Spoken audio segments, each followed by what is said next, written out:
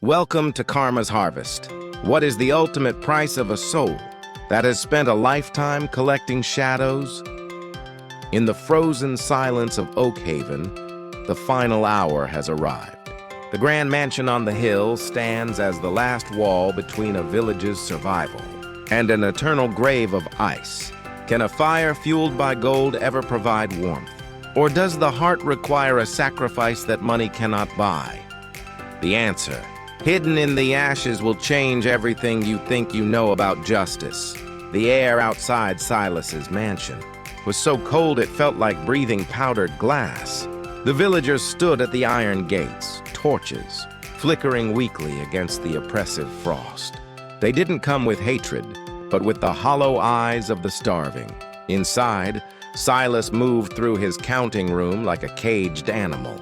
The messenger stood in the center of the ballroom, his silver cloak, reflecting no light, his presence a silent judgment. "The sun is fading, Silas," the messenger whispered. "The 1 hour of warmth bought by the poor man's hut is over. The frost is returning for the children first." Silas panicked. He grabbed a heavy chest filled with silk tapestries and rare spices, treasures gathered from across the seas. He dragged them to the massive stone hearth and threw them into the flames. "There!" he shouted, his voice cracking. "That is worth more than 10 humble huts. That is my life's work. Take it and give us the summer." The fire roared, consuming the priceless fabrics. But a strange thing happened. The flames were a haunting pale blue. Silas reached out his hand, expecting heat, but he recoiled in horror. The fire was ice cold.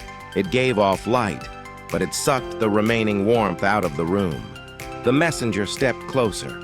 "You try to bargain with the universe, using things you do not love, only things you possess. A sacrifice is not giving up what you have. It is giving up what you think defines you." Outside, the villagers began to wail. The ice was creeping up the walls of the mansion, now sealing the windows, turning the grand estate into a translucent tomb. Silas looked at his gold, his statues, and his titles. He realized that even if he burned every stick of furniture, the blue fire would never turn red. He had spent his life building a fortress of me, and now he was suffocating inside it. The iron doors groaned as the villagers finally pushed through, led by the father who had burned his own home. They didn't rush for the gold. They rushed for the hearth, desperate for a spark. Among them was little Elara. Her skin was a terrifying shade of blue, her breath barely a flutter. Her father laid her on the cold rug before the frozen fireplace, weeping. Silas watched them. For the first time, he didn't see trespassers or debtors. He saw a reflection of the beggar. He had turned away a human being at the edge of the abyss. In that moment, something inside Silas snapped. It wasn't a logical choice, it was an echo of a long-forgotten humanity.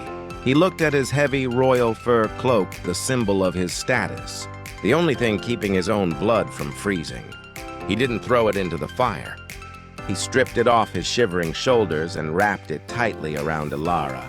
As he did, the gold rings on his fingers felt like lead. He pulled them off and dropped them into the snow, not as an offering, but as trash. He sat on the frozen floor, exposed to the killing, chill, and held the girl's hand with his bare, trembling fingers. "I'm sorry," he whispered into the frozen air. "I forgot that we are made of the same clay." The moment the tear from Silas's eye hit the floor, the blue flames in the hearth turned a violent, radiant orange.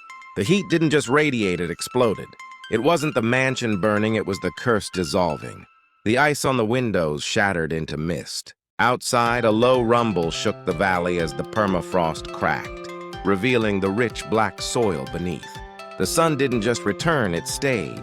The great thaw had begun. But as the villagers cheered and the birds began to sing a century-old song, they turned to find Silas. The mansion remained standing, but Silas was changed. He stood at the gates, watched by the messenger. He was no longer the master of Oakhaven. He was a man with nothing but the clothes on his back and a heavy heart full of lessons. The messenger pulled back his hood for the first time, revealing a face that looked like everyone and no one. The harvest is gathered, Silas. You sowed indifference and reaped a winter. You sowed a single act of true mercy and you reaped a world. But remember, the sun is a gift, not a right. The village of Oakhaven flourished once more, but they never rebuilt the walls. They kept a seat at every table, empty, and a candle in every window lit, waiting for the next traveler. As for Silas, he was last seen walking toward the horizon, a staff in his hand and a strange peace in his eyes.